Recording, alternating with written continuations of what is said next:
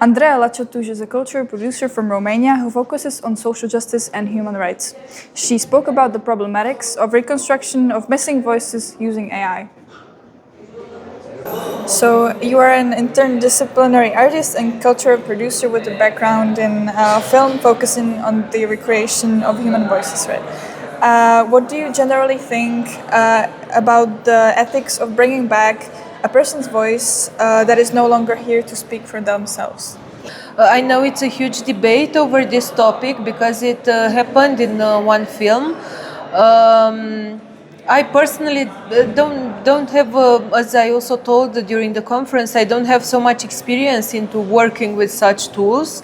My own opinion, that is not based on studies or anything, or has a huge background, is that I don't think I would do this for a person who has relatives and who is not a public person.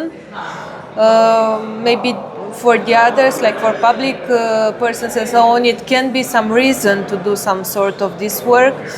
But for regular people, I really think it could be something really hurtful for the ones that are around them. On one hand, I'm working for this festival that is called One World Romania, and on the other hand, I'm doing these projects that are not always films. And this is why it's this interdisciplinarity thing. But for example, with this community that we spoke about, for example, we have a project now that is about the podcast that we are producing, but also there are creative writing workshops for the people in the community of Srí Lankans in Romania. There are intercultural meetings, there are public lectures and performances based on Sri Lankan texts. So it's this different approaches over an underrepresented community. So I would say that AI is not my main, is not at least one principal way of expressing myself or field of work. But mostly it's this thing of community building, this approach of co-creating with communities, and this idea of giving space and voice to people who don't have a chance to represent themselves. So I'm more in that direction. And the AI was mostly really like something that provoked me for this conference to really try a tool of AI. Mm-hmm. And so what did you use the AI for? So we had some missing audio footage, as I also told before, and we are still trying to figure out how to tell this story. And a lot of the missing footage would be important in telling this story as compelling and clear as it can be. But as I told you, we don't have it.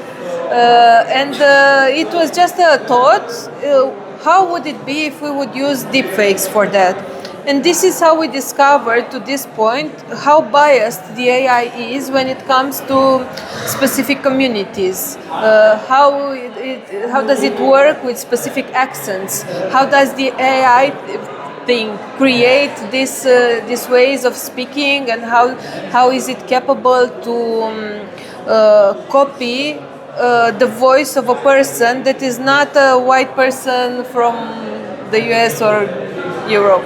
Looking like 10 years ahead, do you think that it's going to improve, or do you think it's basically it's going to be more possible to work with AI on documentary movies? Mm-hmm. What I think is that there are already some efforts in having some sort of both legal and ethical framework for using AI. And I think many researchers, as you could also tell from the conference, really focus on ways of, because we can't deny the AI, it's not going to disappear, that's for sure. In 10 years, most probably the technology, like the most sophisticated technology, will be available to most of us with less costs probably. So it's undeniable that it's going to be an important part of our lives and works. And what I really hope is that in 10 years we will be prepared. So we will have this framework approved, and we will have some sort of laws and regulations that are going to improve in the next years. Mm-hmm. Yeah. What specific do you think should improve the most? I think on one part is this consent when it comes to representing somebody else's body, voice, whatever. And I think Kat really put it really well in her points of the study, because she's an expert on the field.